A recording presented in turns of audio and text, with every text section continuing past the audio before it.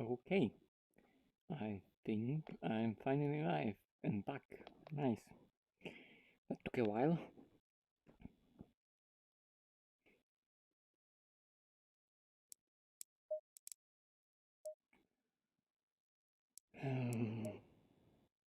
Let me just set up some things and you're gonna see the game.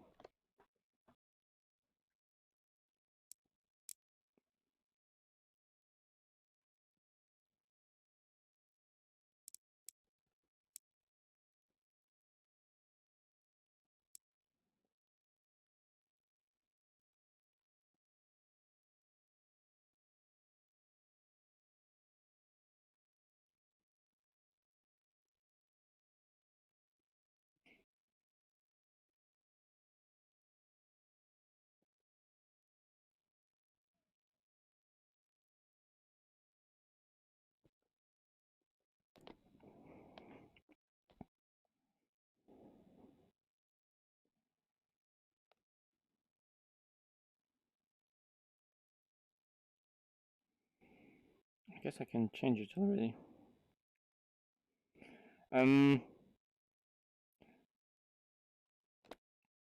Yeah, now you should be able to see the screen. Okay, so what's up with the TT rules? The problem with TT, it's not the problem, no, I'm not making the rules, but of course I can have some opinions and suggestions. So, the thing with Actual Vision's TT was that there was absolutely no control of what the conditions were. So, for now it was, so you just go into the hotlap with whatever conditions you want, and you set a hotlap and you send a screenshot of your hotlap. But it was up to the driver to set the conditions. So of course, if you want to be the fastest, you were trying to go as low as possible with the temperature, and doing those hot laps in super low temperature, like super low. Like I did my hot lap for GT4 with like 4 degrees, so that's totally stupid. Like in those temperatures, only hot lap works because at the beginning of the hot lap you're getting warm tires. In those temperatures, slicks wouldn't work for more laps because they would grain, and even if the pressures would be correct, the surface temperature would go so low after a few laps. If they were out of tire blankets, that it would be undrivable, and without tire blankets, it wouldn't be even possible to get them up to temperature, or it would be super hard. So anyway, so people were using those temperatures to, of course, get the fastest lap times. But of course, there were many complaints that, oh, this is like that. Many people can be super fast with that, and some people don't even know that such thing can exist, and that temperatures can let you do faster lap times, and can affect lap times so much in a hot lap. So the rules changed, and they changed. So for the second week of time trial, because there are 2 weeks of time trials, it's gonna be now set temperature to 22 degrees ambient and 14 o'clock. But the problem is that he wanted to, Actual Vision didn't really know what to do with current lap times, or to leave it as it is, or to try to delete some lap times that were in really low conditions. But there was a discussion what lap times should be left, what lap times should stay, if there should be any changes to what already happened, if new rules should only apply to the second week or the first week as well. So at the end we've decided to, or he decided, not we.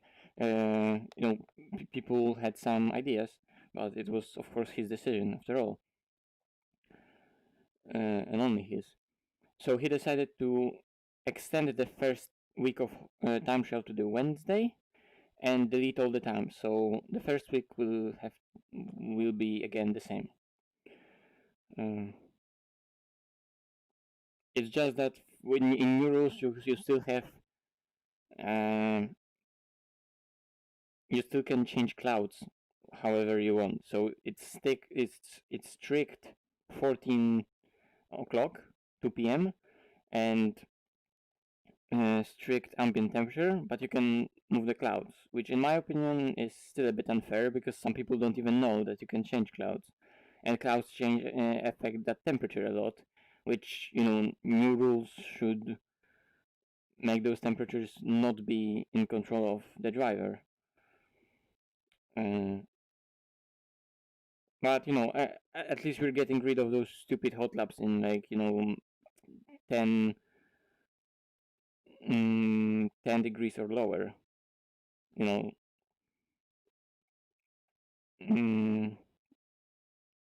but yeah, and also, so now if you want to go the fastest and you have control over clouds, you just need to put it on at 100.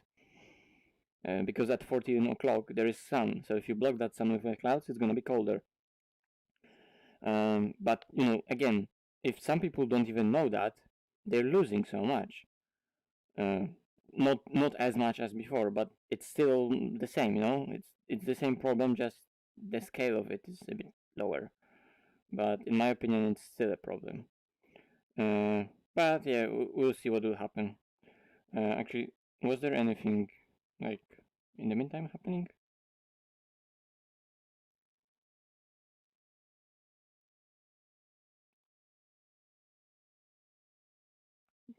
Cloudy presets for the time of the day. Oh, presets, yeah.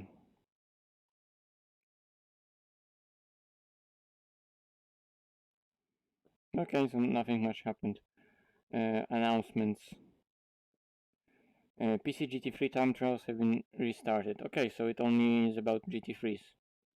I have no problem with that.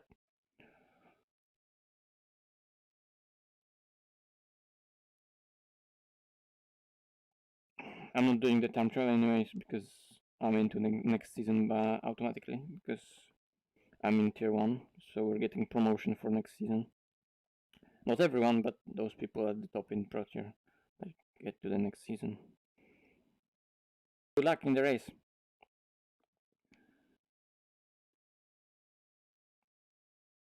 Did the stream just restart it or something?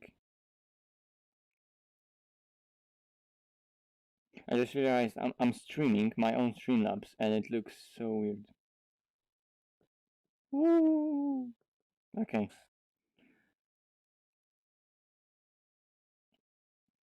So that's done. I can close this. I can close Steam because I don't need this. And this is all I need. Yes. Okay. Now I can finally get back to driving. So it's gonna be the same as before, but I've done a lap with a Porsche. It was 42.5 on Barcelona in 2020 season on Jardiers time trial. And now we're gonna test some other cars. I would like to test how new Ferrari is on new track.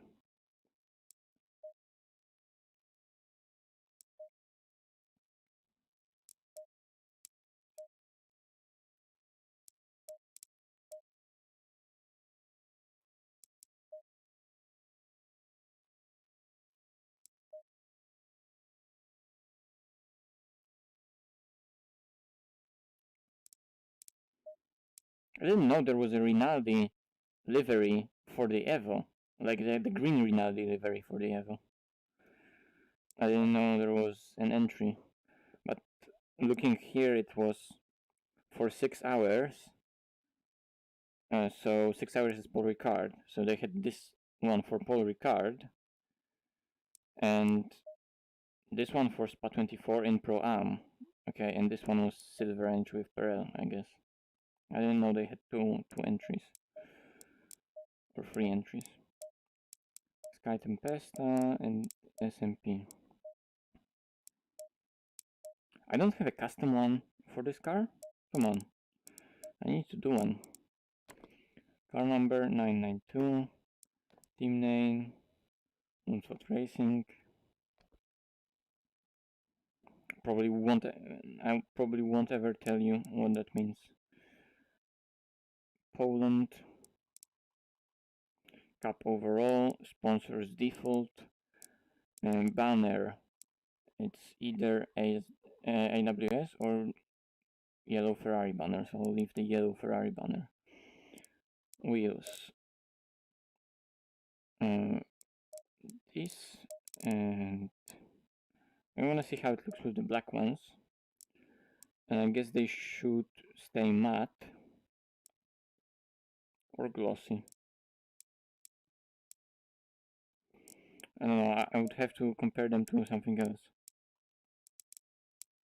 with black wheels. So with Rinaldi. Yeah, they kinda glossy. Because I would love to have an ability to paint only this inside, but without that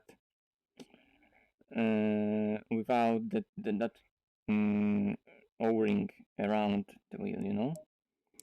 Because for Ferrari wheels, if I change the accent of the wheels, it changes them here inside, but also there's that ring, and I just hate how that ring looks on any car. I think it looks ugly, and I don't like the accents on the wheels. Like if I could give some, like, you know, those accents around the lug nuts. I mean, it's center lock, so there are no lug nuts around. But you know, here those inside accents, I would probably change that for something. But that ring ruins it all for me. So I keep the wheels like that.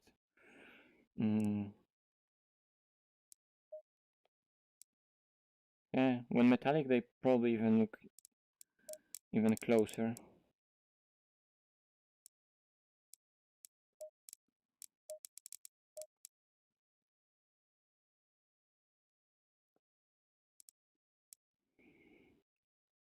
Okay, base layer. I mean, it's a Ferrari. It's a Ferrari. So it needs to be red, right?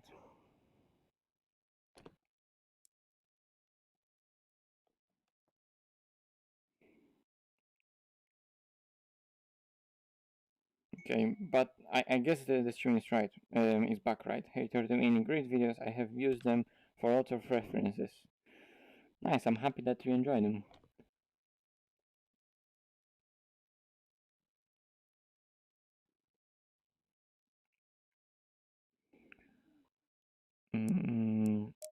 Okay, so this is the roof. Okay, so that's a pretty standard paint scheme.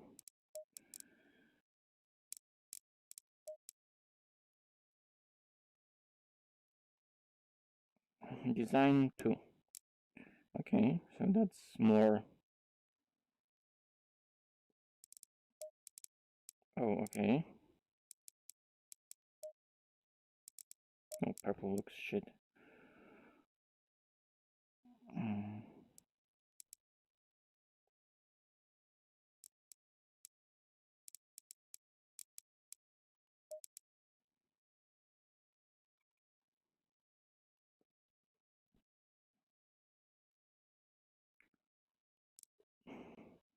That's not bad of a design. I would need to play with colors a bit more. Design 3.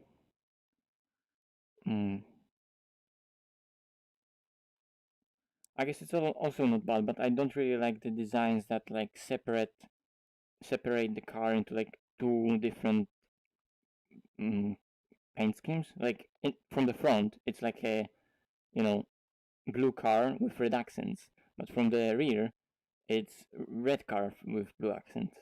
So there isn't like one main color. There are like two main colors, and I think there should be only one main color. Yeah, it's similar here, unless I make this one be the same, and then I get only one accent color, which is white. But then it's kind of, you know, it simplifies the pattern in the design a lot.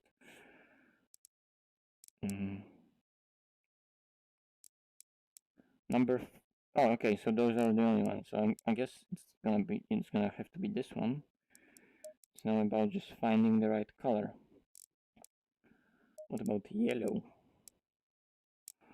This let's quite black. That looks like a German flag.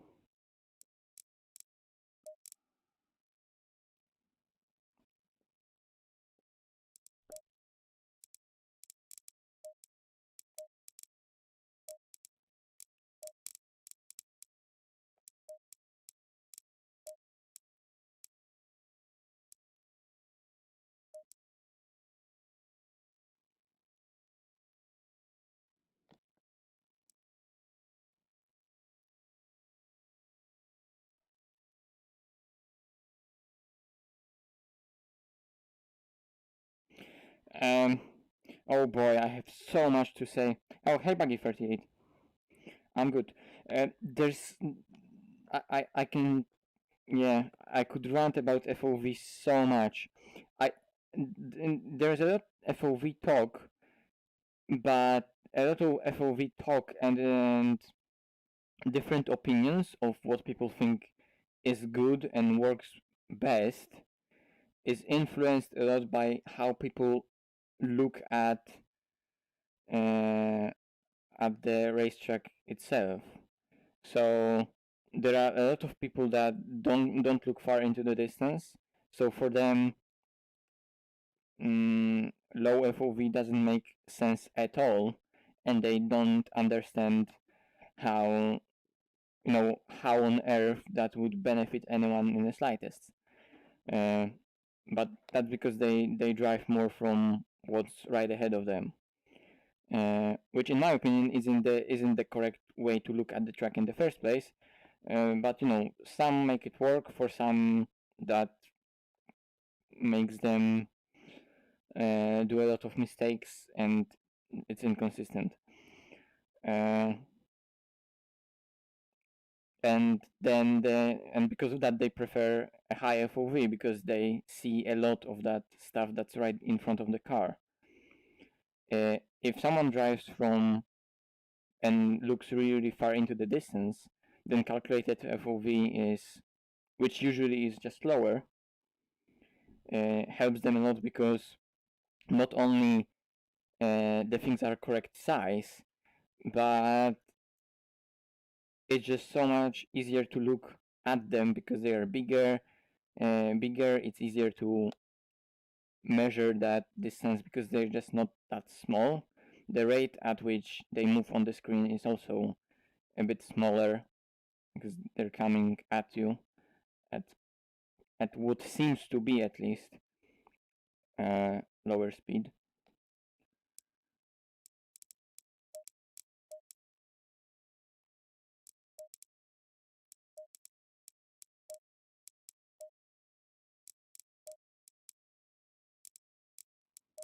What if I make it all white? It looks a bit weird, doesn't it?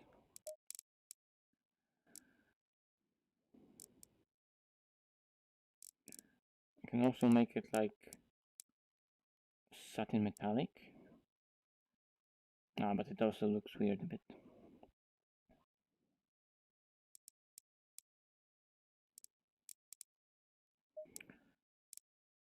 So yes, FOV is very much a thing of preference, but that thing of preference is also different for different people. Like what they prefer is defined by how they look at the track and how they use their vision in the first place. And vision is super important. So if you tell someone that setting the calculated FOV will improve their vision and ability to see is a bit wrong because if they drive from things that are just in front of them, then that FOV will only uh, only make things harder for them because they don't see those things that are in front of them and around the car. But since in my opinion, and that's quite proven fact, I guess, that if you drive from only your surroundings and things that are only right in front of you, that's not really the way to go. So what you need to change first before FOV is you need to start looking far and far more into the distance. And and focus on your vision and how your vision works and where at the track it looks. And only then, if you're gonna get that and you get hang of that vision thing, only then you can adjust FOV to the calculated one, and then you would see how much it helps, because those things in the distance are so much easier to judge and drive from, which overall creates a situation where you're driving from things that are further into the distance, therefore they come to you at the slower rate. You have so much more time to process through what you should do throughout the corner, because you have so much time before you'll come to that corner. Then it's all just bigger and easier to look at, because ultimately that calculated FOV is usually smaller. So in my opinion, the benefits of calculated FOV are huge. It's just that first of all you need to know how to use your vision, and many people just don't place their vision on correct spots on the track. I did coaching. I think the coaching I did on Tuesday. I think that was on Tuesday. I had a guy who, and we were doing Monza, and he was doing like around 150 something. He said that his personal best was 149, and and from his driving I could see that he was just reacting to everything that was happening in front of him, and he had a lot of problems with consistency.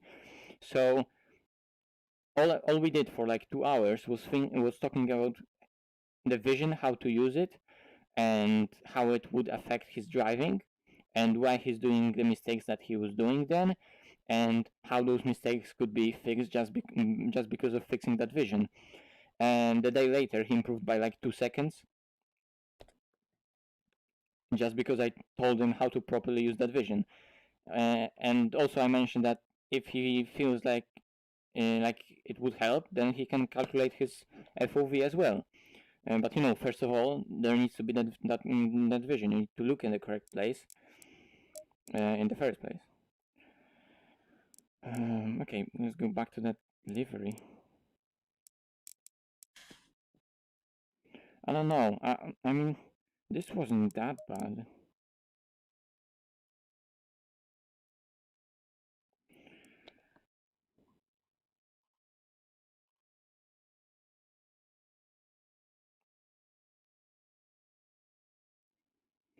Yeah, exactly.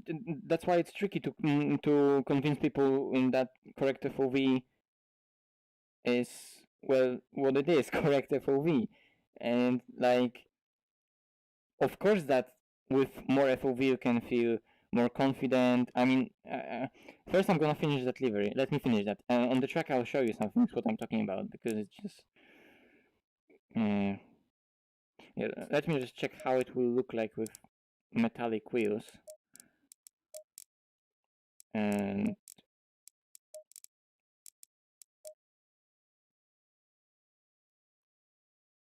not bad, but let's go with those black wheels. They weren't bad as well. Normally I hate black wheels on the car. But it depends also on the car's purpose and so on and so on. In this, here it doesn't look that bad. Save, yes.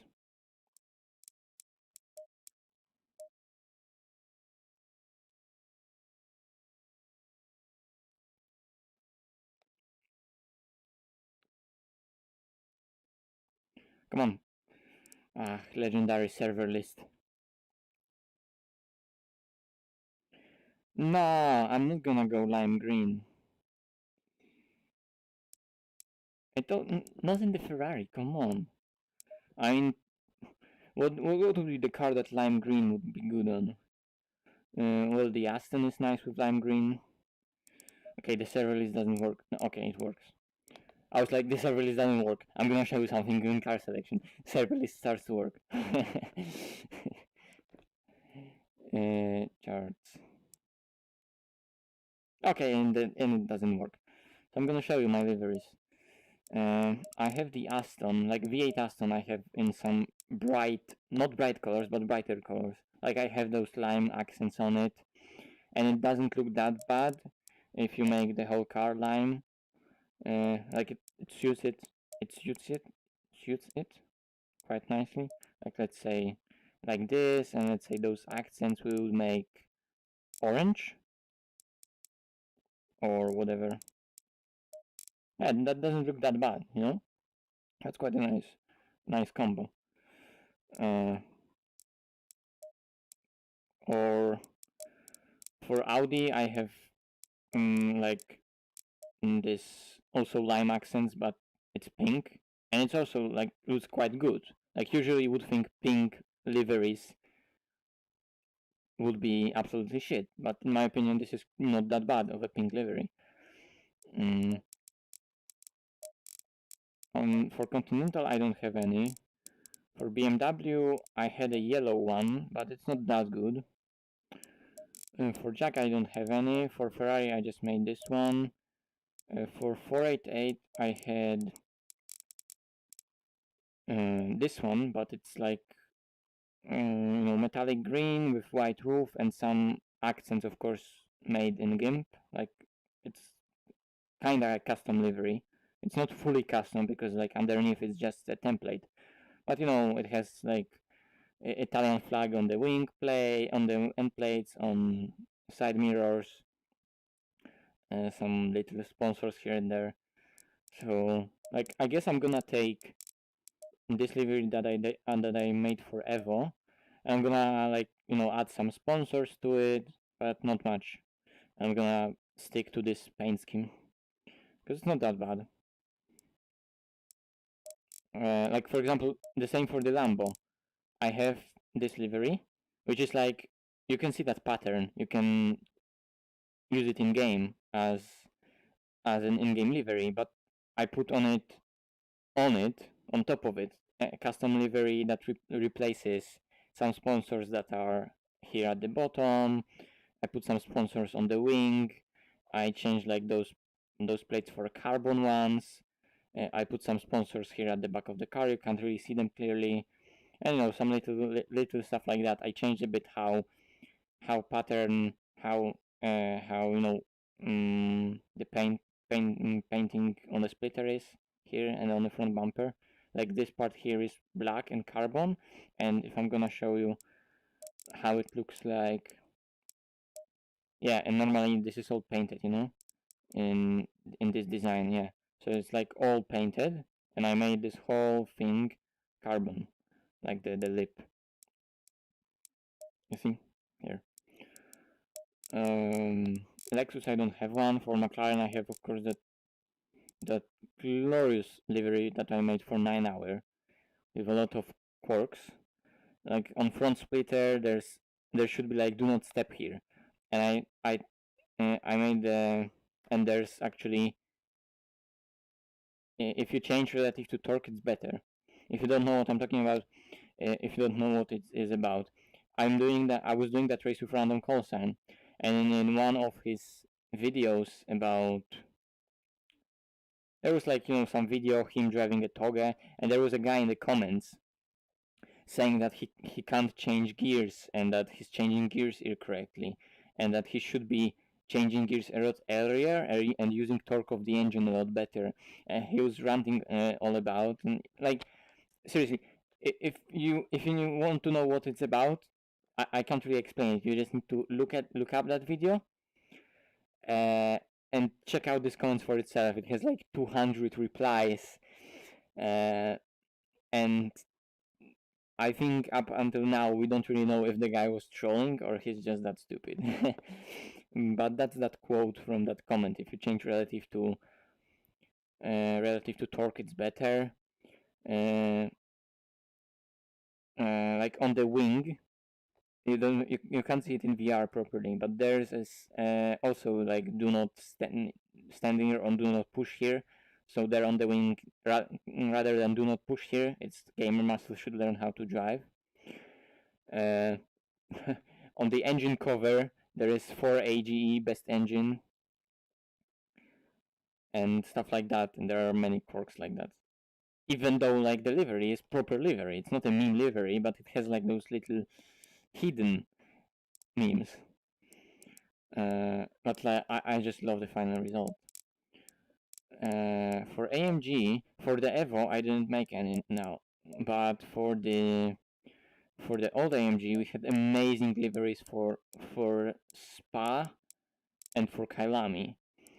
I don't think I have Spa livery left, but I have a Kailami livery from Kailami 9 Hours, and yeah, it's really nice. I love that livery. For GTR, yeah, for all GTR again with paint with pink accents. For new GTR, I have anything? Yeah, again pink. For old 911, do I have anything for old 911? No. But for new 911, I think that doesn't need any.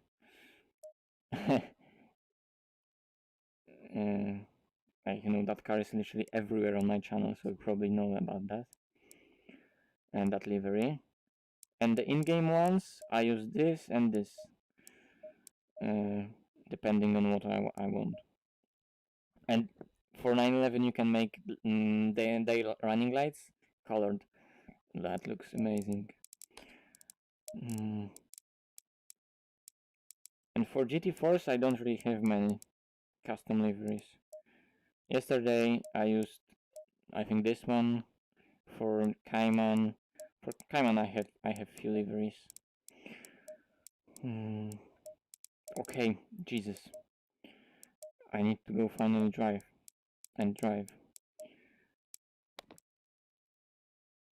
Yards. Jardiers Central. Connect.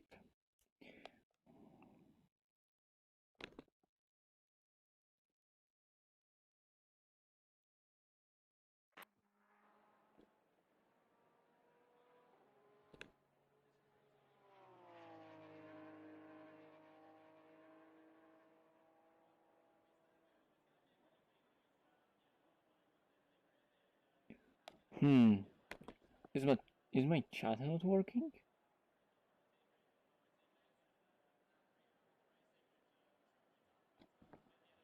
Oh wow, yeah, my chat got stuck, sorry.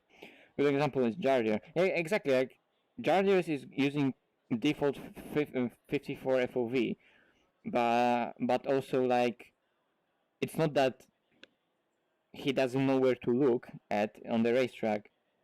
He's probably very well familiar with the concept of vision and where to look at stuff. And he also plays on quite a big screen, so his 54 FOV, isn't the same as for someone else with a bit smaller screen. And he was also just feeling comfortable with it, and so he's just using that. I'm not saying that the correct FOV is the only way to go. It's just that there are good reasons for why it is a really good way to improve your vision. But for example, Jardier, he doesn't really feel uh, those benefits, let's say, and he's just comfortable with 54, and he's really used to it, and so that's what he uses. There's no problem with that, and he's making it work. I'm not saying that you can't make it work, but if you can't, then you should maybe, think about what's wrong. Like, watch higher FOV, it's definitely better for viewer point of view.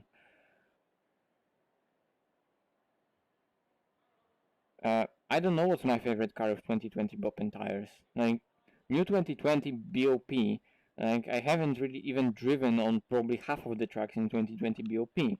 So, hi. Hi, Olivia Max.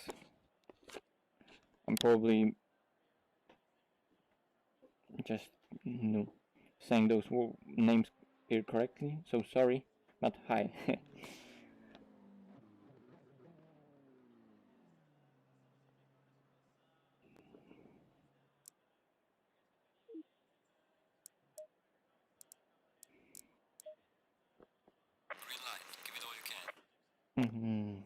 Ah, yes, my wheel isn't plugged in. Great.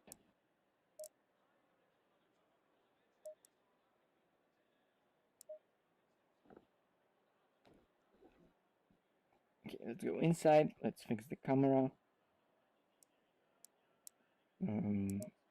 Pitch is 0. Okay.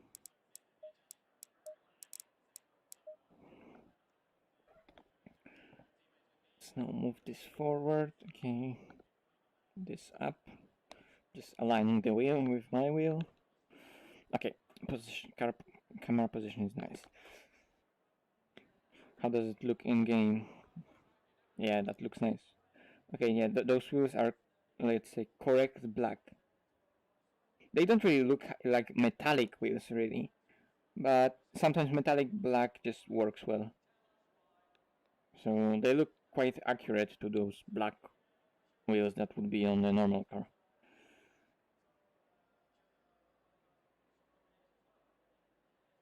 Like you would think you just need to put it at like the darkest it is and matte or satin metallic, but it isn't really the color they are in. So usually to get like that proper black that is on most wheels that the cars have on like you know those official liveries. It depends on the car, of course, but usually it's like glossy, matte, or metallic, and it's not like the darkest black there is. It's more like uh, those colors that are in the color editor of like from I think 343 up. So this was what? I don't remember. 346 metallic. Yeah, it looks decent. Let's turn on the lights.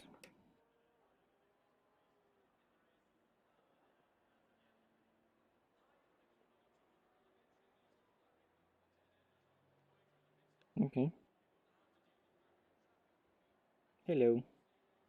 Nice. I haven't actually checked out the engine of 488 before. Never. You can see even those little details. No one will ever look at it. But it is here. Okay.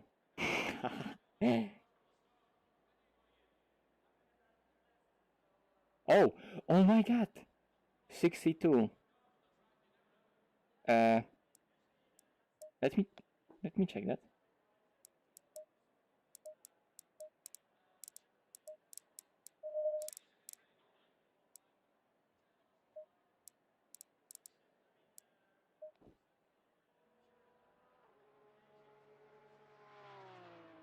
$110.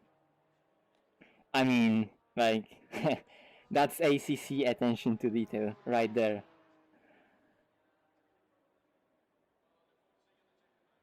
Ah, no worries, Fisuki.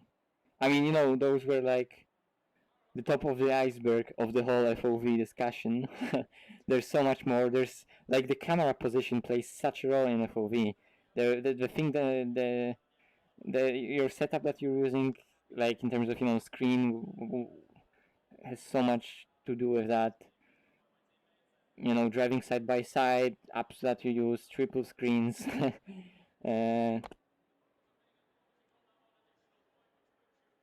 Yeah, that, I mean, only ACC things, right?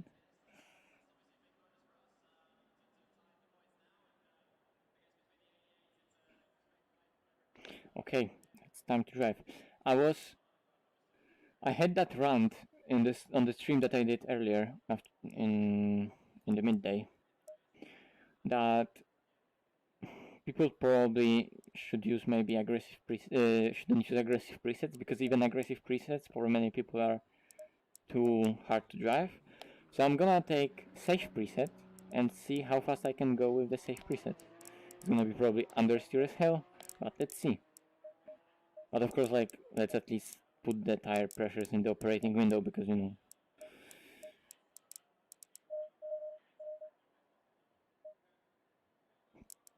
saying that I'm using safe preset doesn't mean that I didn't change fuel or pressures. That's like being stupid.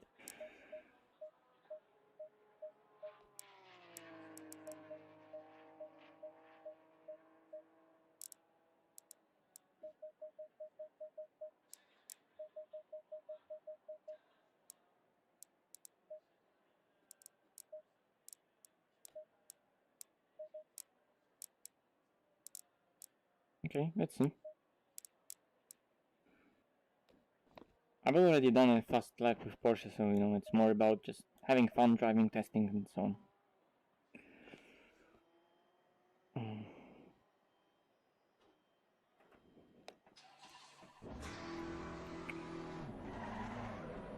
It's gonna be probably such an understeer city.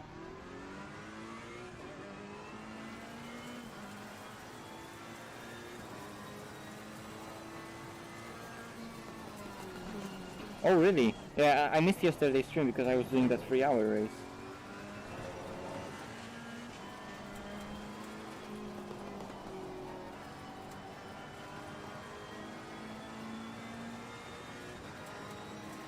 Oh wait, actually, I need to change something. I need to put this on 100.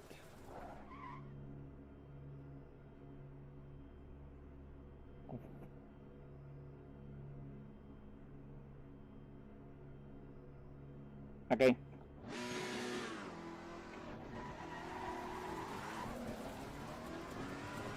Well, I can't change. I can't wait as well because yeah, British tracks are amazing. Alton Park will be mega. I can't wait to drive on Alton. You know, with ACC's quality of those tracks, usually when there's a new track coming to ACC, there's big hype, big hype, but and you know usually it excels of what people were expecting from that just the track because they're just so well done with all of the details that they have. They look so nice. They like feel super alive.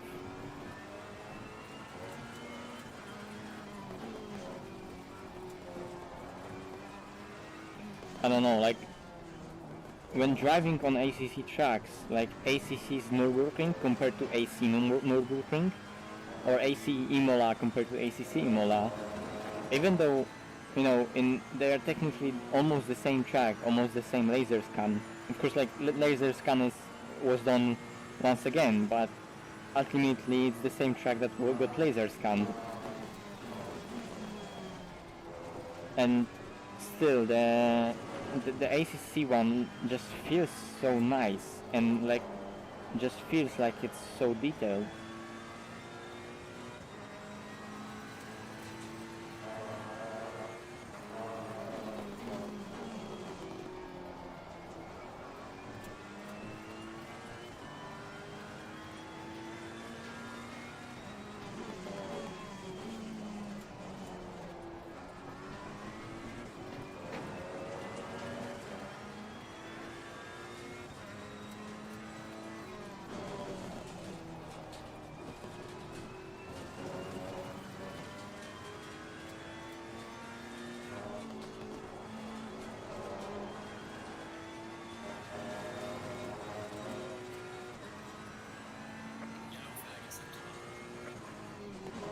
Yeah, Donington, Alton and Snetterton. Snetterton is probably gonna be like... Everyone is talking about Alton and Donington, but probably Snetterton is gonna be also like... No one really wants to drive it now, but it will probably turn out to be like really nice track.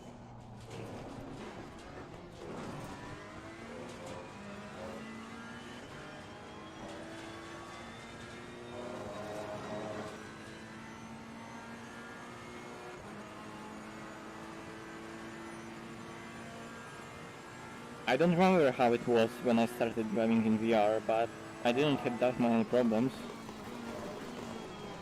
It's again a thing of vision and where you're looking at. If you're going from a single screen or already having a good understanding of how vision looks and where you should be looking at the track, then you're using your vision in exact same way in VR. So the transition from driving in a single screen to VR isn't that hard. If you're driving on a single screen, by being really tunnel visioned into one single point, then driving in VR will be so much different, because you know there's so much more going around and it's all bigger size.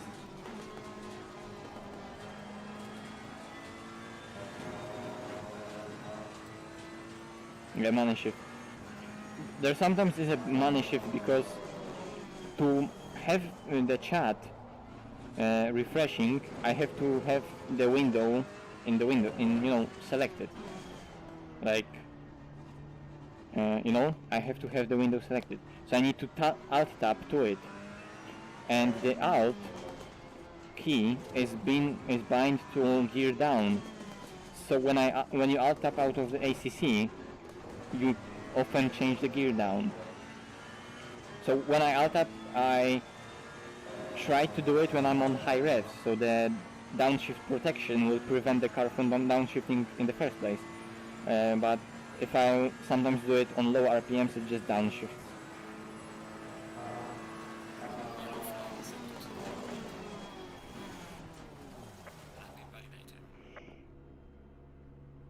Okay, that driving was pretty terrific.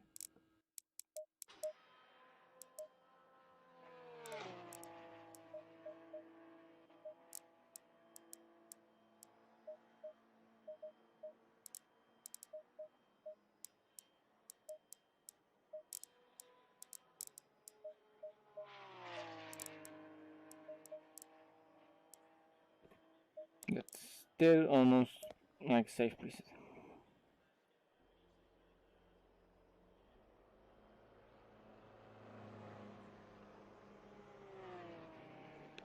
Before VR, triples. You wouldn't believe what I was running before VR. I was running single 24-inch with calculated FOV. So that was like 30 degrees FOV on 24-inch. And you know, people say 27 is super small. So I was driving on 24-inch with calculated FOV. So I really couldn't see much on what was going like really around me.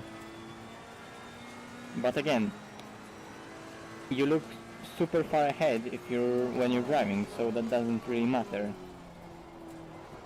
You feel like it takes away from your confidence, because you can't really see anything in your peripheral vision, and that gives you a lot of comfort and confidence with where you're placing the car. But if you're gonna get past that being scared of not really knowing what is there, it's just kinda easy. Because you're not using what's there in the peripherals to drive anyway.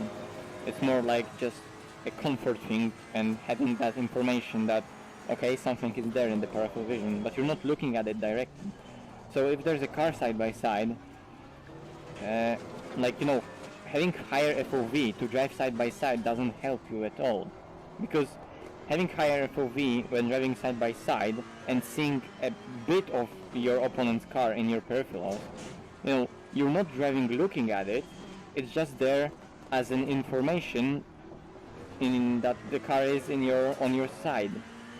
But you can't focus on it, it's too far to the side of your screen anyway. And you're not focused there at all. So all you get is essentially only an information. There's a car in your peripheral vision on the left or right. But you can't drive from it. What you can drive from is car radar or sounds. When I'm driving side by side, I use sounds and I estimate where the opponent was, and what line he was taking. So I know what line I have to follow parallel to the line that he took, entering the corner. So if someone is disappearing from my peripheral, no matter if it is now VR or single screen, I don't look at them. In VR, yes, you can look at at your opponents, and they say that it's a big advantage of VR, but I don't really do that. They're just in my peripheral vision, and you just use the information that you get to deduct what will happen with their car. when driving side by side. Like if I see a certain car going to for a certain line from a certain place, be it in the mirror or side of me or in front of me, and I can deduct what the line will be that he's taking and where he will end up throughout the corner, and I'm just taking the line that's parallel to that. It sounds complicated, but again, it sounds complicated. Like, you need to understand it and just practice it.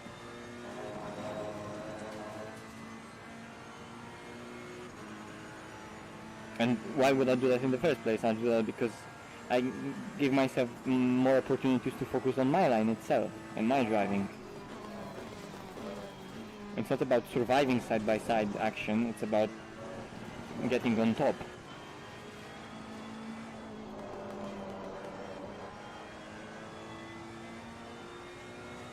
And winning that.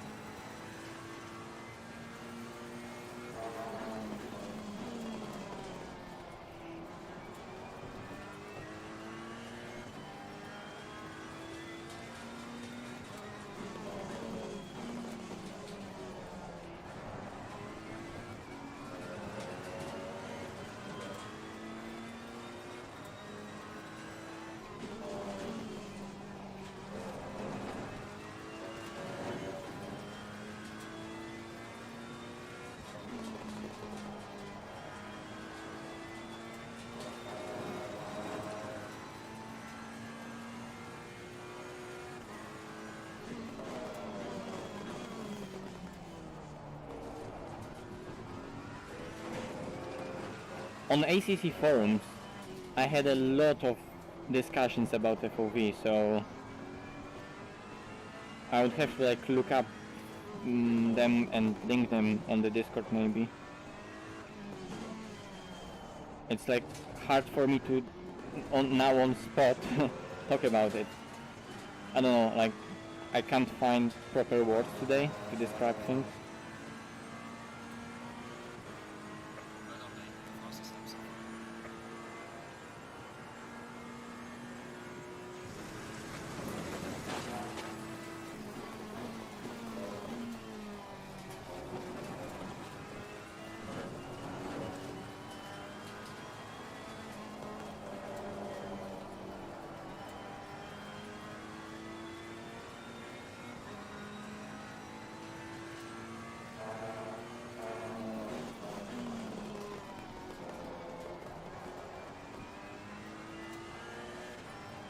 You know, if I'm going side by side with someone,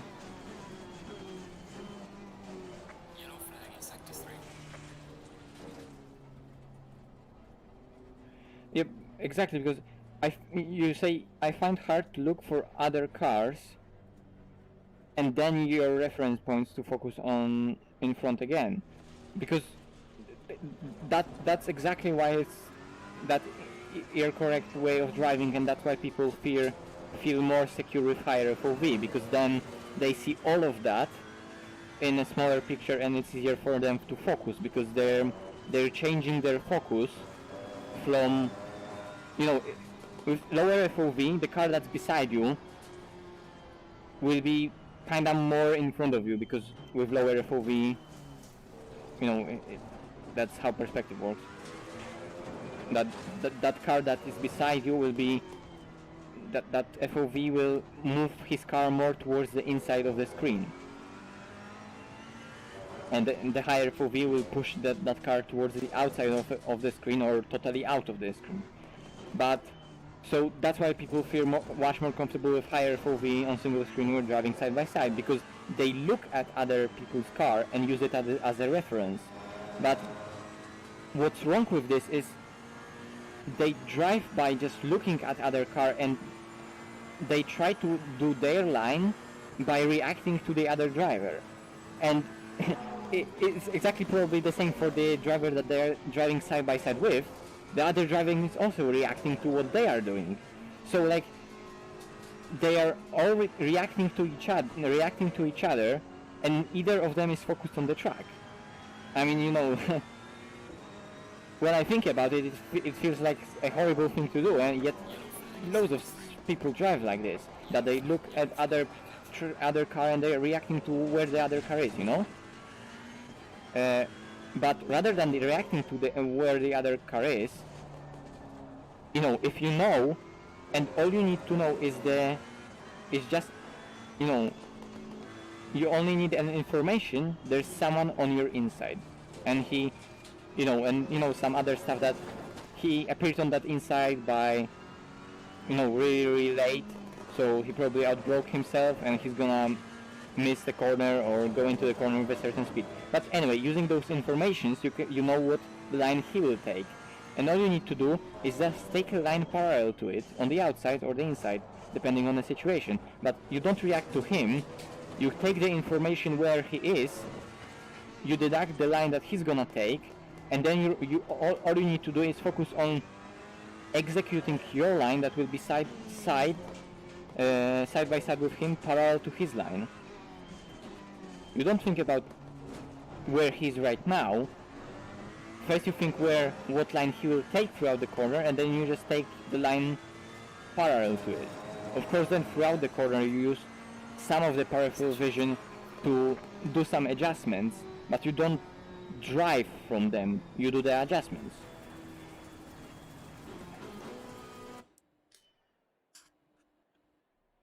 Well, for me it's the same. For me, I can't drive with higher FOV because, like, you know, I look into the distance and everything that's in the distance is super small, and it's super hard for me to even use it in the slightest. So, you know, and I don't gain anything from peripheral vision because, you know, it's a peripheral vision. Why would you need to do the peripheral vision your main thing of, you know, like, why would you prioritize your peripheral vision from above your normal vision ahead of you, which is way more important for driving correctly?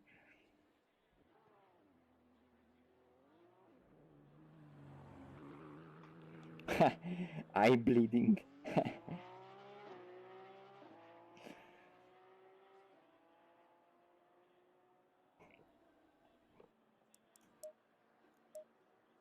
Okay, those pressures were still wrong.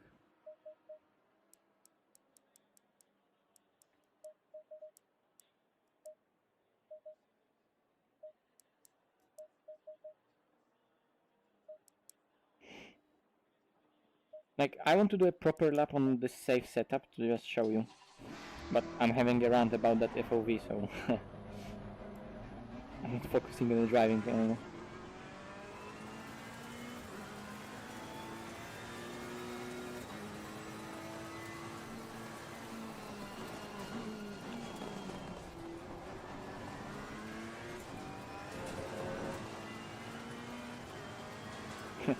Also, and again, we can go back to the rant that I had before the dinner, in the first stream today.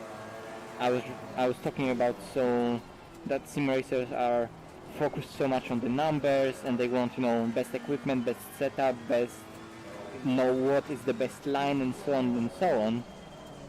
And they want all of that and think that will fix their issues. Yet they just look in the wrong place on the track, and they just can't get that fundamental of vision right, which makes everything else so shit for them.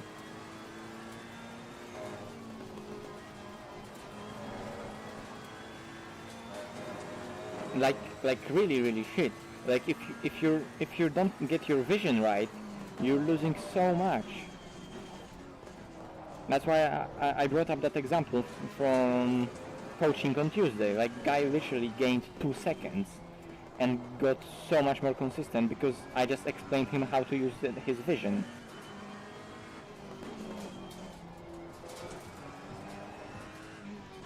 He actually had some real life experience, and he raced for a bit. So, like, he knew how to control the car, but he didn't really knew how to really extract it in the simulator. How to use it in the simulator, the knowledge he had. But, you know, since using a single screen, you know, you're naturally tunnel visioning into a single point on the screen, rather than looking through that screen as a window window to an 3D world in front of you.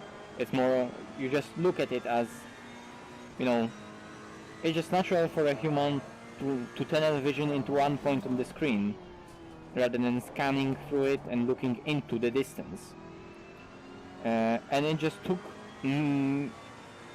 that for him to realize that he was doing that, to focus on that, improve it, understand it, and he immediately got so much faster, because ultimately he knew how to control the car, but that vision was blocking him from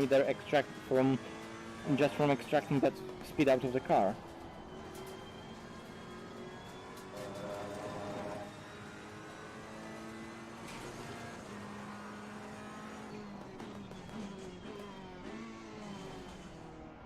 No, I'm not saying that you don't need setup or that there aren't driving techniques themselves that will improve you, or specific lines that are better.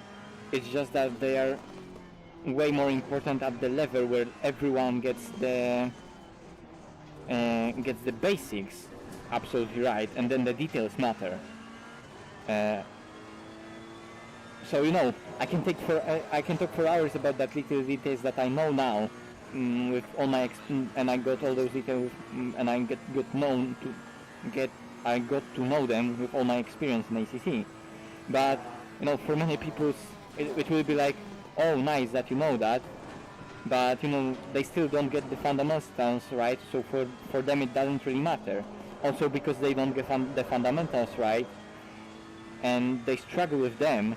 For them it feels like it's so alien. That's why we are called aliens.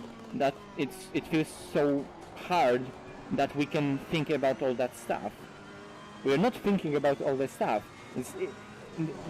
Aliens aren't superhumans. We drive and think about driving in the way that makes everything easier. We have the fundamentals done. We do the fundamentals correctly to an extent where those fundamentals aren't even being thought about. They are done automatically, and there are ways to drive that will make those fundamentals work automatically.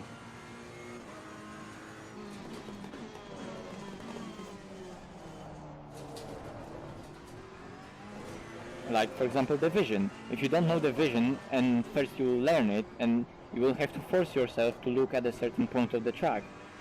But then if you're gonna get your head around it and drive for a bit, then it's gonna be natural, and you're gonna do it automatically. For example, with taking that vision as an example, I'm not thinking about my vision. Like, I can tell you a lot what to do, but now I'm not even thinking about where I look. I just look there. For me it's natural.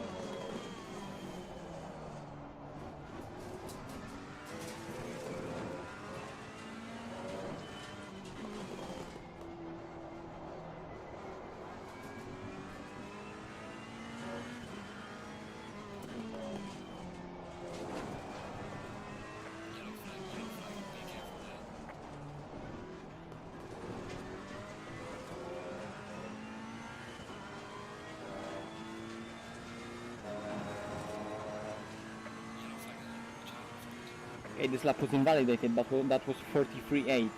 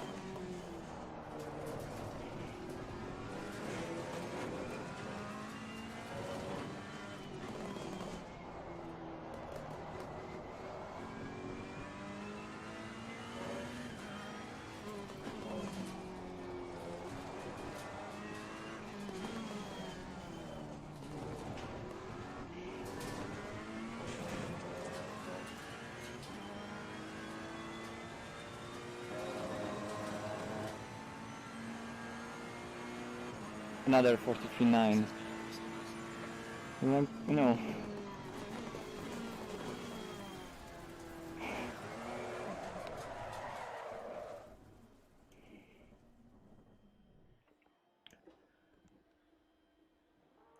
Just to show.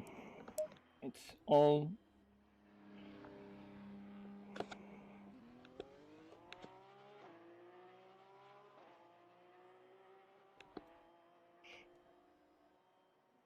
okay. Now we can try and actually go fast. What are the pressures? 5.7, 5.7. Okay. Aggressive preset, yes.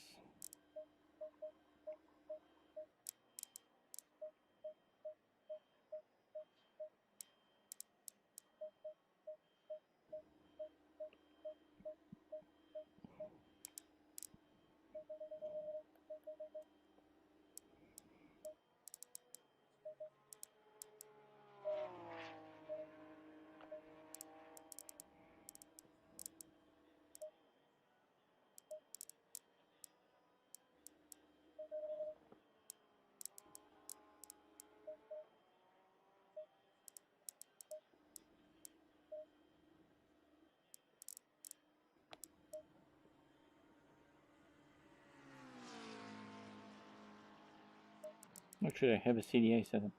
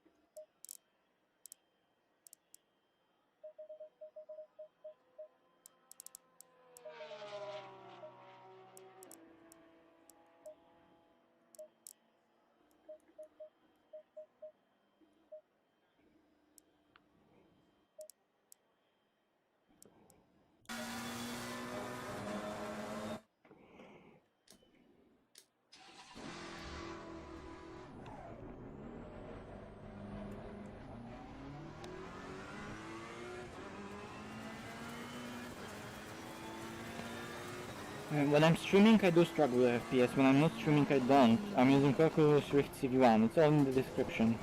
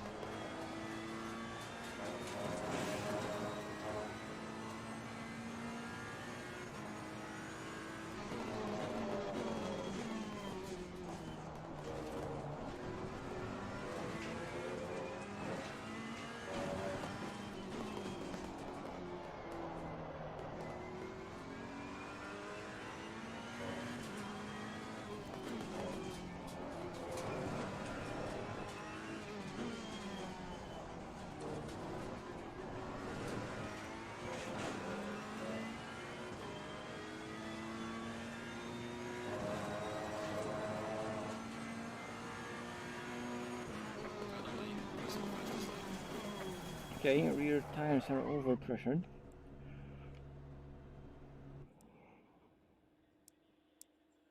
Come on.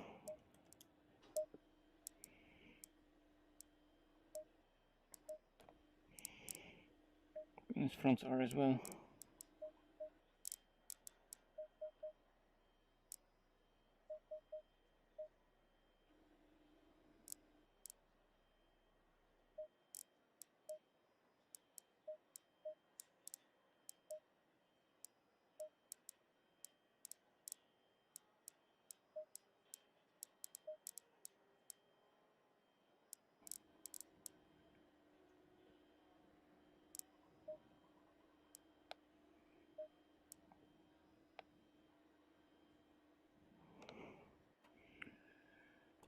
Back to the chat. Yes, ACC is better than AC. Oh, you mean in terms of FPS, in terms of performance? I mean, like, you know, it's two different games. A bit like asking is I don't know, is Battlefield 3 better than Battlefield 4? No, depends. Some people just thought Battlefield 3 was better. Some people thought Battlefield 4 was also better. I mean, you know, I don't know. That's like a totally random example from the top of my head, but you know, two different games and some a bit about different stuff. AC is more like overall sim, like generic sim about everything, and ACC is strictly about GT3s, but it's so much more detailed and well better.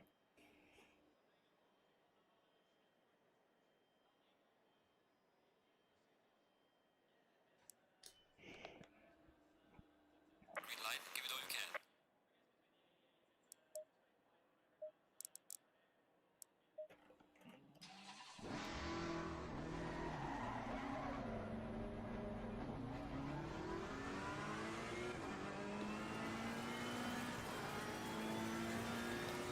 But in my opinion, it's very, very good.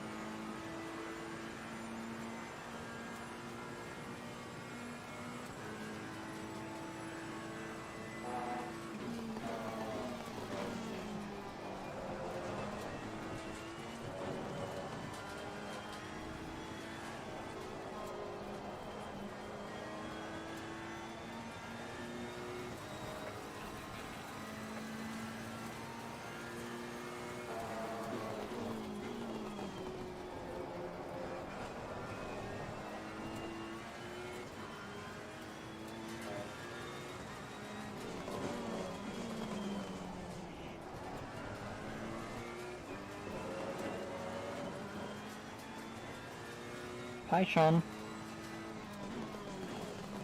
How we doing, mate? You joined for some 911 tips for buffers?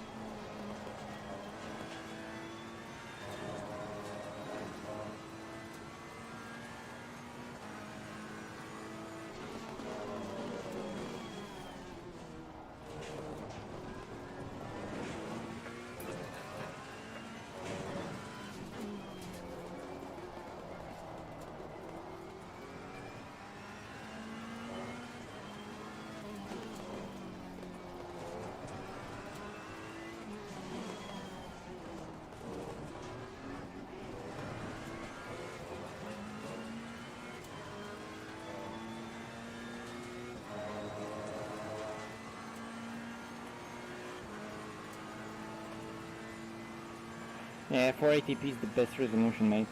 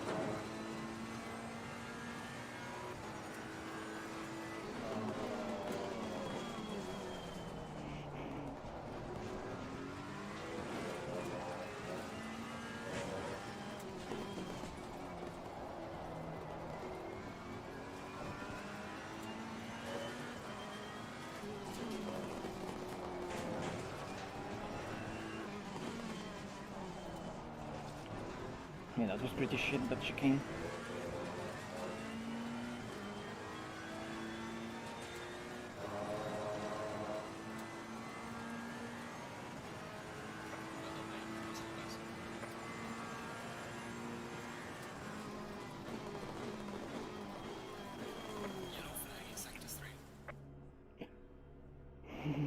Jest jakaś zniżka na coaching dla rodaków? Nie wiem, może.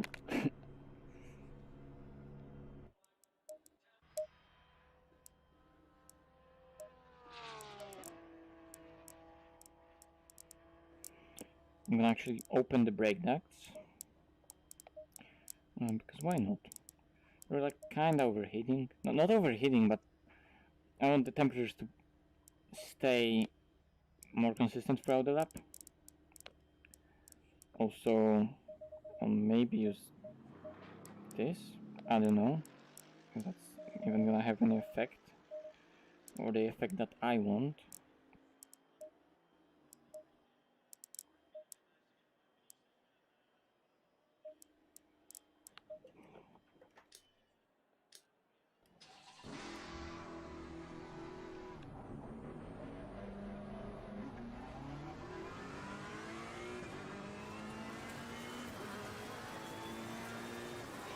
So what driving style do you have? How will you describe your driving style then?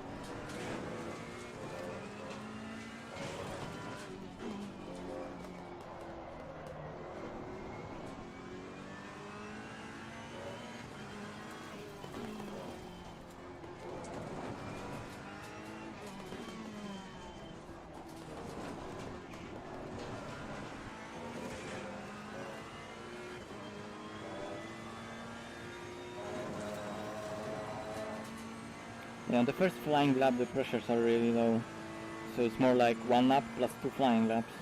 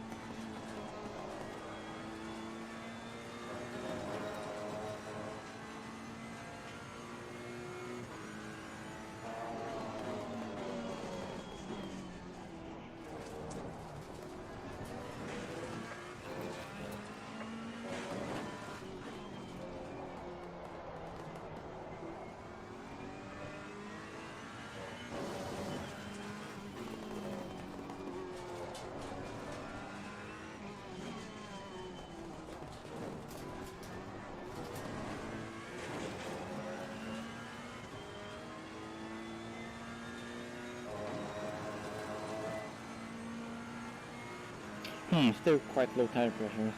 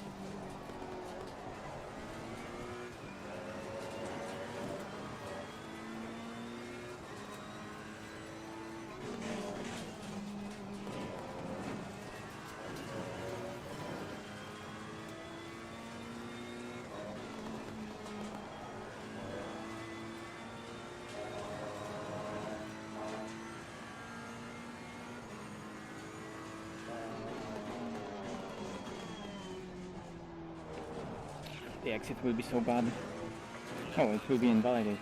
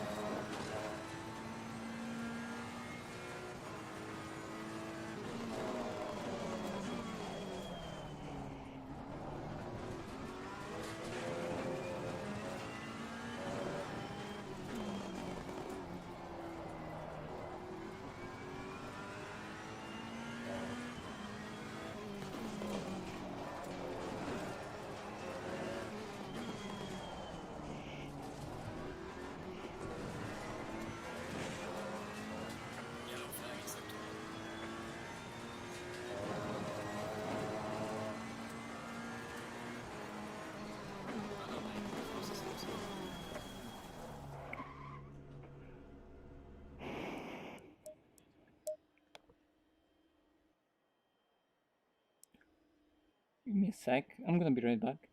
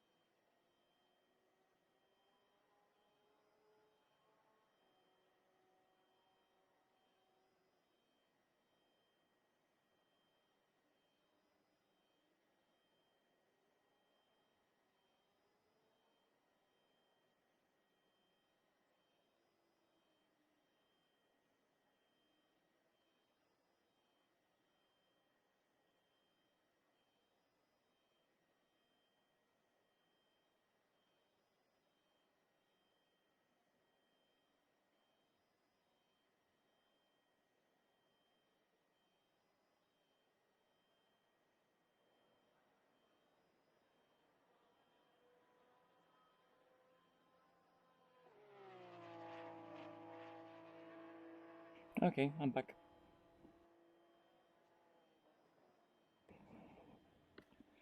Okay, dokie.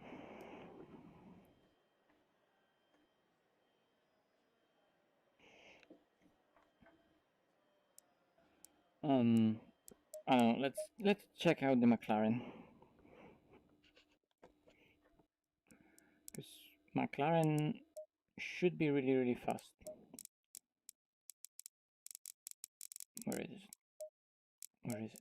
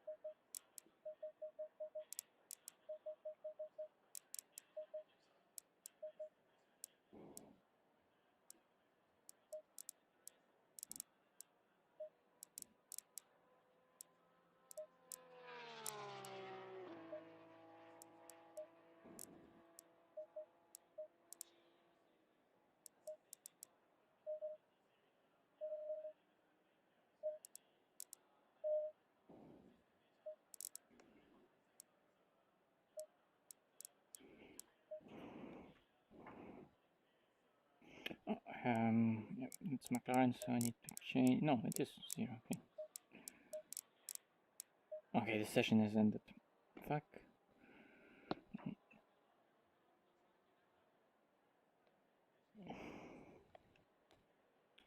Okay, the wheels kind of aligned.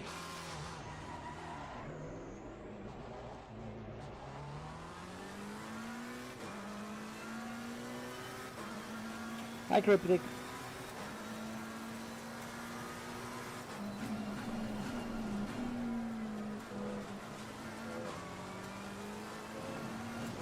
How are you doing, mate?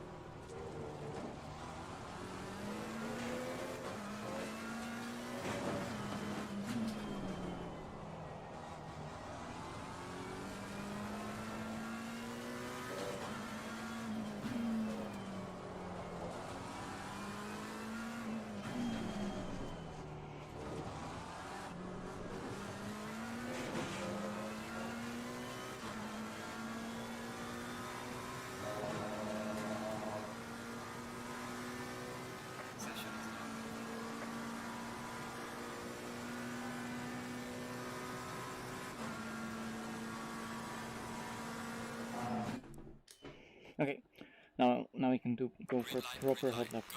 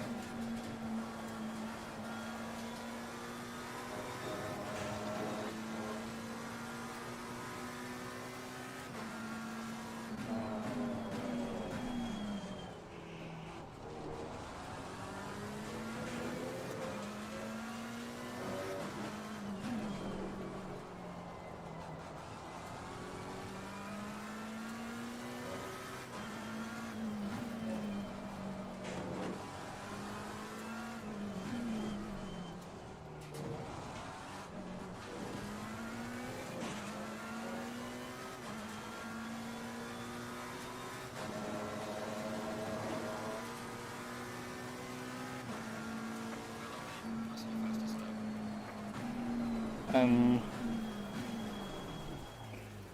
I was on 6 liter fuel. Fuck.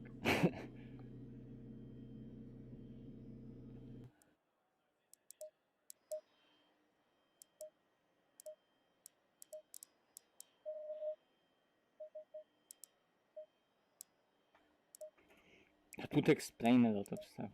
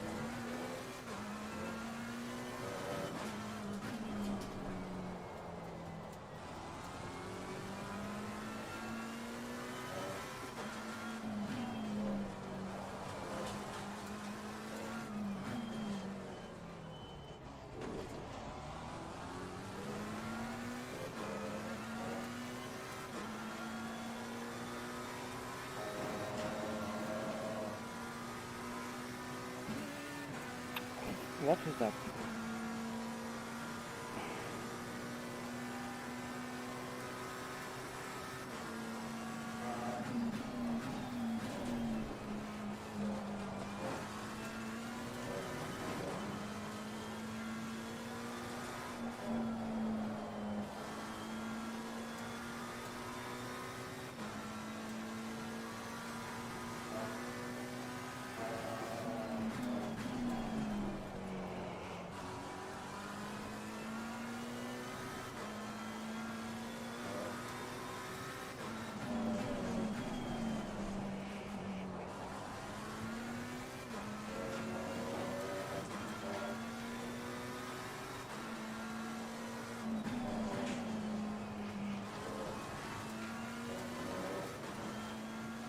Hi, Chris.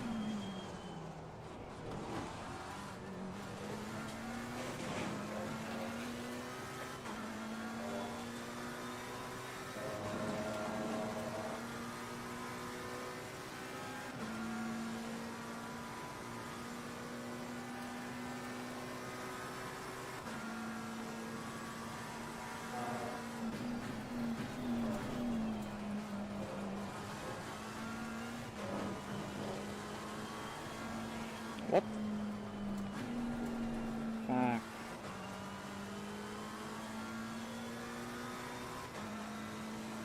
That was on me.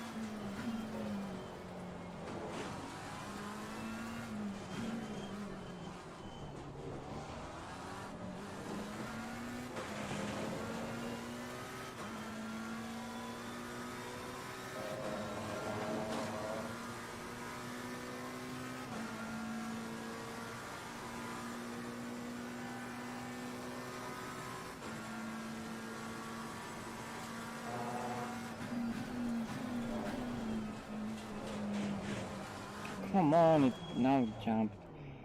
I don't know.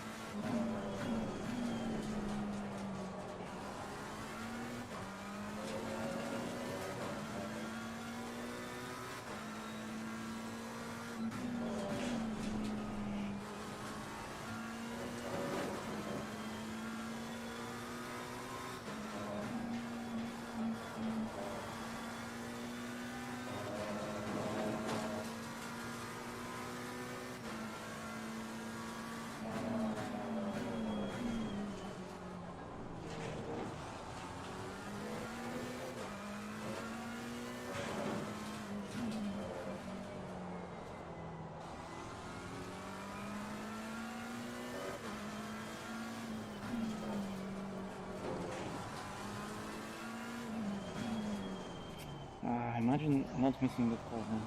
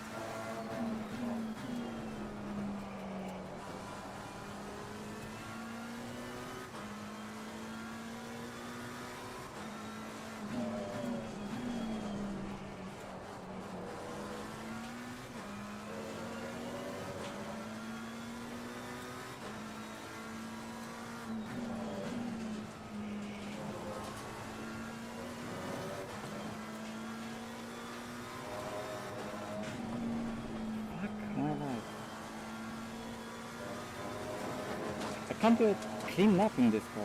Why?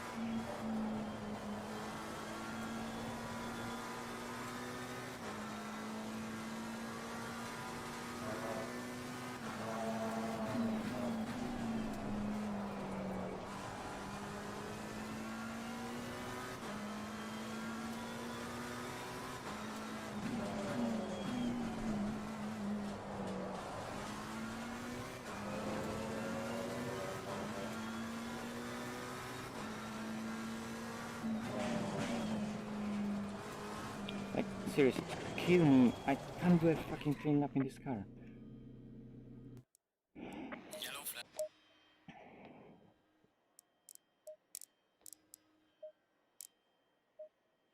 Of course.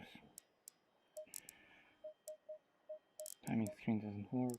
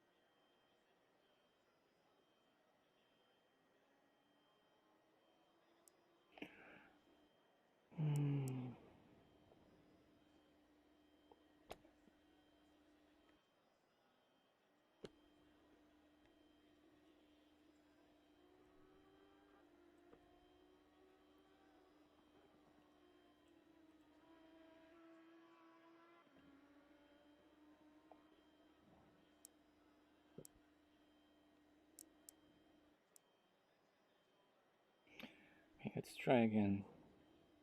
McLaren can be super fast here, but I need to adjust.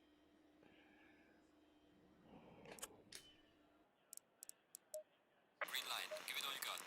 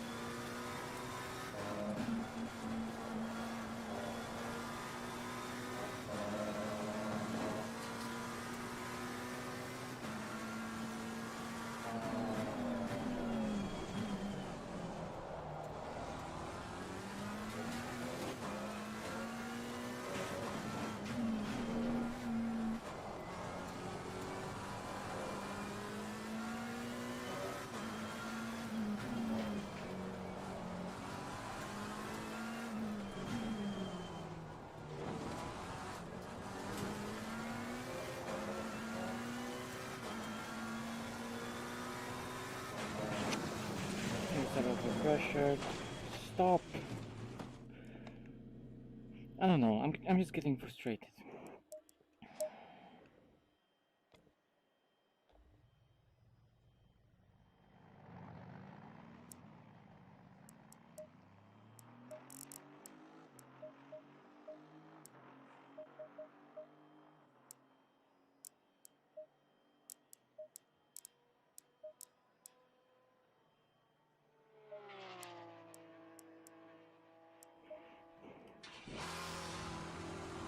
I just want to finally a round that will be both clean and with correct tire pressures.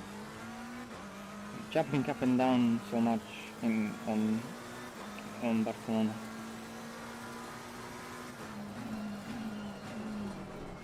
They don't matter that much, but you know, it's a hot lap.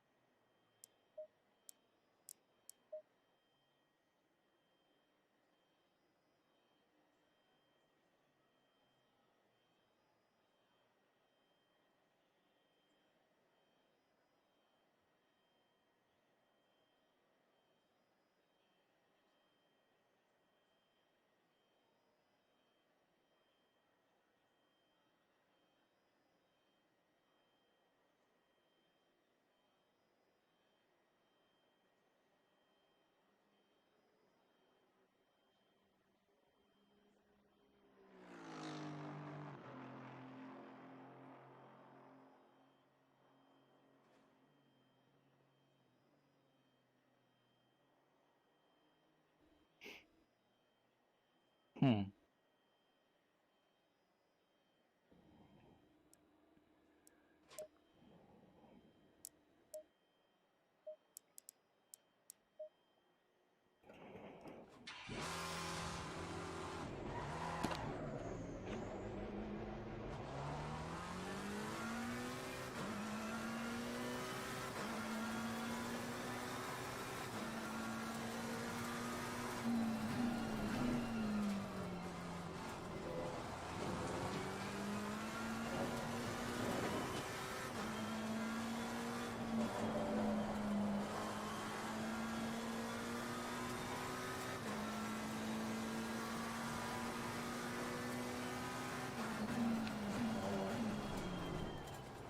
Like, why does do that?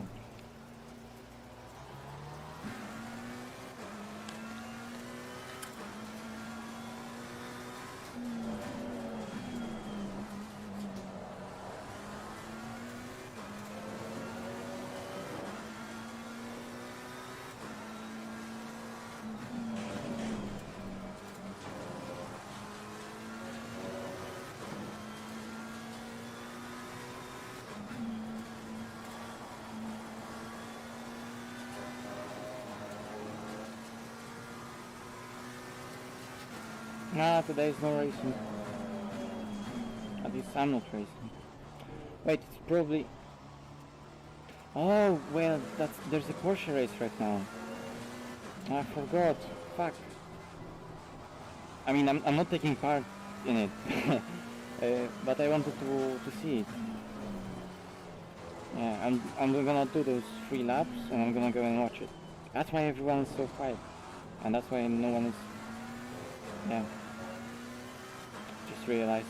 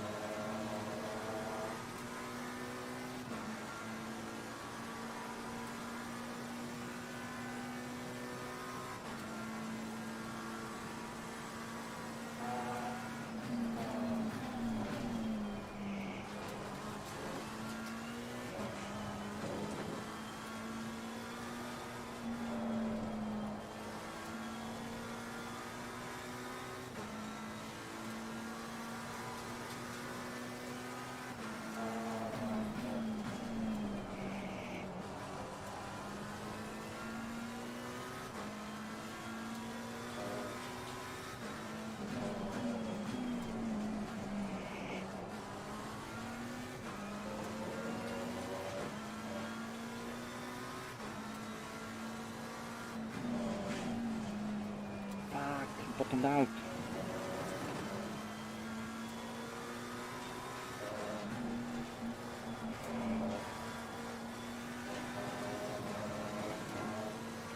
Stop.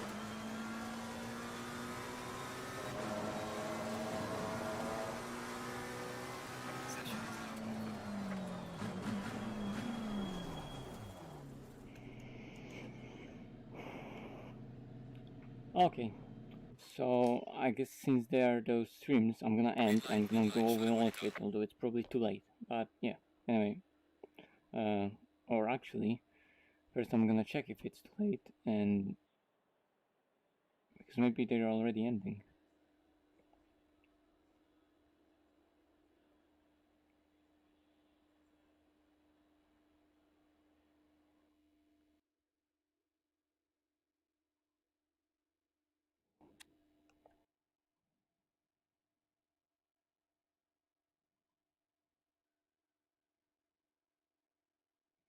But they're probably just starting another race. Anyway, yeah, so since they are racing, yeah,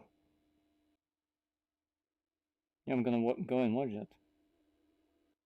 Where's my mouse, for fuck's sake? So, thanks for watching, guys, and see you next time.